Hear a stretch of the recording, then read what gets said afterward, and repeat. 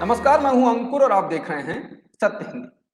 सत्य हिंदी के news bulletins को आपका लगातार प्यार मिल रहा है, भरपूर प्यार मिल रहा है, इसके लिए आपका बहुत शुक्रिया। और इसी के साथ अगर आप सत्य हिंदी के ऐप को भी डाउनलोड कर लेंगे, तो आपको सत्य हिंदी के सारे कार्यक्रम, सारी खबरें एक जगह पर मिल जाएँगी और आपको ज़्यादा इधर से उधर जाने की ज़रूरत नहीं पड़ेगी। तो अब देख लेते हैं अब तक की खबरें। नेशनल हेराल्ड मामले में जांच एजेंसी ईडी के सामने पेश हुए कांग्रेस सांसद राहुल गांधी से सोमवार को पहली पारी में 3 घंटे तक पूछताछ की गई। इस दौरान राहुल गांधी से तमाम सवाल किए गए। पूछताछ के बाद राहुल गांधी सर गंगाराम अस्पताल में भर्ती अपनी मां सोनिया गांधी से मिले और फिर से ईडी दफ्तर पहुंचे, जहां उनसे पूछताछ जारी है। राहुल की पेशी से पहले जमकर हंगामा भी हुआ और कांग्रेसी नेताओं ने सड़कों पर उतरकर प्रदर्शन किया। कांग्रेस ने सोमवार को न सिर्फ एक राष्ट्रीय पार्टी की ताकत दिखाई, बल्कि वो एकजुट भी नजर आई। उसके तमाम नेता आपसी गुटबाजी भूलकर सक्रिय नजर आए। जम्मू कश्मीर से लेकर दिल्ली और केरल में कांग्रेस ने राहुल गांधी के लिए जबरदस्त एकजुटता का प्रदर्शन किया। राजस्थान के मुख्यमंत्री अशोक गहलोत को दिल्ली पुलिस ने हिरासत में लिया, तो सचिन पायलट राहुल के समर्थन में दिल्ली में बयान देते और भागदौड़ करते नजर आए। इसके अलावा हरियाणा के कांग्रेस कद्दावर नेता दीपेंद्र हुड्डा कांग्रेस मुख्यालय से थोड़ी दूरी पर पुलिस अफसरों से पार्टी दफ्तर में जाने के लिए बहस करते नजर आए। कांग्रेस मुख्यालय की दिल्ली पुलिस ने ऐसी घेरेबंदी कर रखी है कि वहां परिंदा भी पर नहीं मार सकता। हुड्डा ने प्रजातंत्र और संविधान तक की दुहाई दे डाली, लेकिन पुलिस अफसर नहीं पसीजे। इसी तरह सचिन पायलट को भी कांग्रेस मुख्यालय की तरफ बढ़ने से रोक दिया गया। कांग्रेस के सीनियर नेता अधीर रंजन चौधरी और केसी वेणुगोपाल को पुलिस ने हिरासत में लिया और उनको तुगलक रोड थाने में बैठा दिया। उनके मूवमेंट पर रोक लगा दी गई। ये लोग पार्टी दफ्तर में जाना चाहते थे। प्रदर्शन कर रहे कांग्रेसी नेताओं को दिल्ली में हिरासत में लिया गया। इनमें राष्ट्रीय महासचिव और सांसद रणदीप सुरजेवाला, सांसद अधीर रंजन चौधरी, राजस्थान के मुख्यमंत्री अशोक गहलोत, राज्यसभा सांसद दीपेंद्र सिंह हुड्डा, कांग्रेस के संगठन महासचिव केसी वेणुगोपाल, उत्तराखंड के पूर्व मुख्यमंत्री हरीश रावत सहित कई वरिष्ठ नेता शामिल हैं। वरिष्ठ नेताओं को हिरासत में लिए जाने की सूचना पर कांग्रेस महासचिव प्रियंका गांधी वाड्रा तुगलक रोड थाने में पहुंची। वहां उन्होंने पार्टी के वरिष्ठ नेताओं से मुलाकात की। इस दौरान कांग्रेस के कार्यकर्ताओं ने थाने के बाहर जोरदार प्रदर्शन किया। कांग्रेस सांसद अधीर रंजन चौधरी ने आरोप लगाया कि दिल्ली पुलिस के जवानों ने उनके साथ अभद्रता की और इस मामले में कार्रवाई की जानी चाहिए। झारखंड की राजधानी रांची में 2 मुस्लिम युवकों की पिटाई किए जाने का मामला सामने आया है। युवकों का आरोप है कि जय श्री राम के नारे लगाती हुई भीड़ ने उनके साथ मारपीट की, जिससे दोनों के सिर में गंभीर चोटें आईं।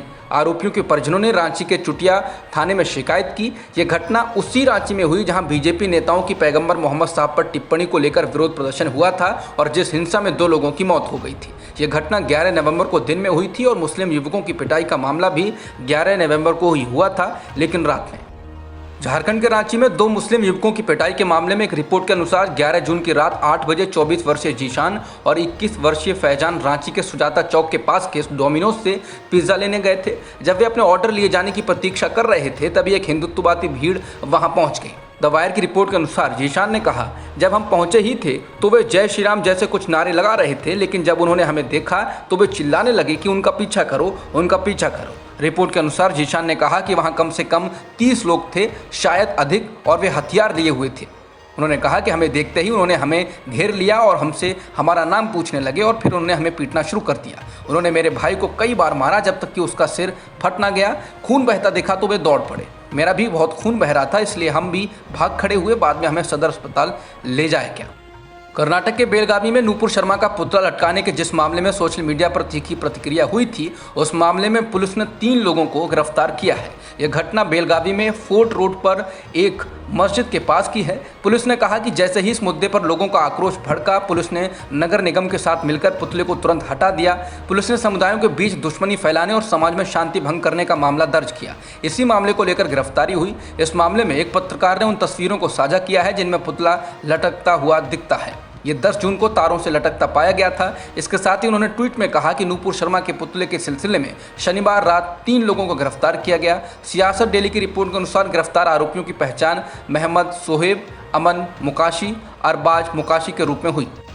कुवैत की सरकार ने कहा कि वो नूपुर विवाद के दौरान कुवैत में प्रदर्शन करने वाले प्रवासी नागरिकों पर कार्रवाई करेगी। कुवैत सरकार ने कहा कि जिन प्रवासियों ने बीजेपी नेता नूपुर शर्मा की पैगंबर साहब पर टिप्पणी को लेकर प्रदर्शन किया था, उन्हें उनके देश भेजा जाएगा। बता दें कि नूपुर शर्मा के खिलाफ बांग्लादेश और कई अन्य इस्लामिक मुल्कों में जोरदार प्रदर्शन हुए थे। कुवैत में काम कर रहे प्रवासी नागरिक भी वहां सड़कों पर उतरे थे और उन्होंने नूपुर शर्मा के खिलाफ कार्रवाई करने की मांग को लेकर प्रदर्शन किया। कुवैत के फाहिल शहर में हुए ऐसे ही प्रदर्शन का एक वीडियो सामने आया, जिसमें बड़ी संख्या में लोग जमा थे और इस दौरान लोगों को नारेबाजी करते हुए देखा गया था। कुवैत की सरकार ने कहा यह फैसला इसलिए लिया गया क्योंकि प्रदर्शनकारियों ने उनके मुल्क के नियम और कानूनों का उल्लंघन किया है।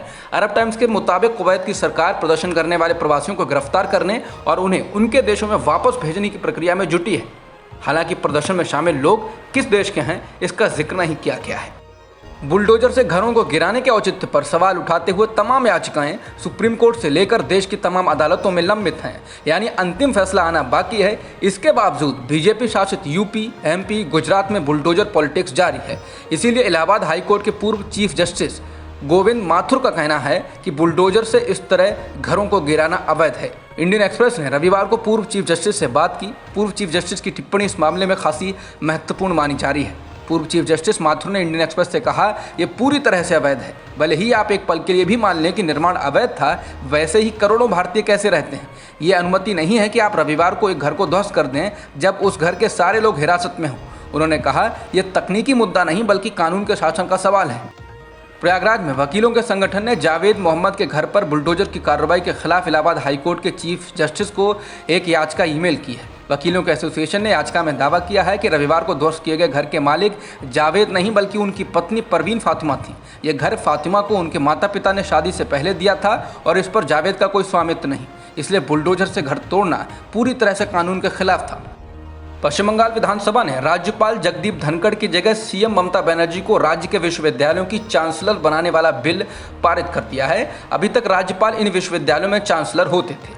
बीजेपी विधायकों ने इस बिल का जबरदस्त विरोध किया, लेकिन बिल के खिलाफ सिर्फ 40 वोट पड़े और 182 वोट उसके पक्ष में आए। राज्य के शिक्षा मंत्री ब्रत बसु ने सदन में पश्चिम बंगाल विश्वविद्यालय कानून संशोधन विधेयक पेश करने के बाद कहा कि मुख्यमंत्री के चांसलर के रूप में पदभार संभालने में कुछ भी गलत नहीं। बसु ने कहा कि मुख्यमंत्री राज्य विश्वविद्यालयों के चांसलर क्यों नहीं हो सकते अगर प्रधानमंत्री केंद्रीय विश्वविद्यालय विश्व भारती के चांसलर हैं। बसु ने कहा कि राज्यपाल जो वर्तमान में चांसलर हैं, उन्होंने विभिन्न अवसरों पर प्रोटोकॉल का उल्लंघन किया है। बता दें कि इस कदम के बाद मुख्यमंत्री ममता बनर्जी और राज्यपाल जगदीप धनखड़ के बीच और तकरार बढ़ने की आशंका है। मनी लॉन्ड्रिंग के मामले में गिरफ्तार किए गए दिल्ली के स्वास्थ्य मंत्री सत्येंद्र जैन को दिल्ली की अदालत ने 14 दिनों की न्यायिक हिरासत में भेज दिया है। दिल्ली के मंत्री जैन अब तक ईडी की हिरासत में थे। वहीं जैन की जमानत याचिका पर कल सुबह 11 बजे सुनवाई होगी। अब तक की खबरों में इतना ही। बाकी खबरों के लिए आप बने रह सकते हैं सत्यहिंदी.com के साथ।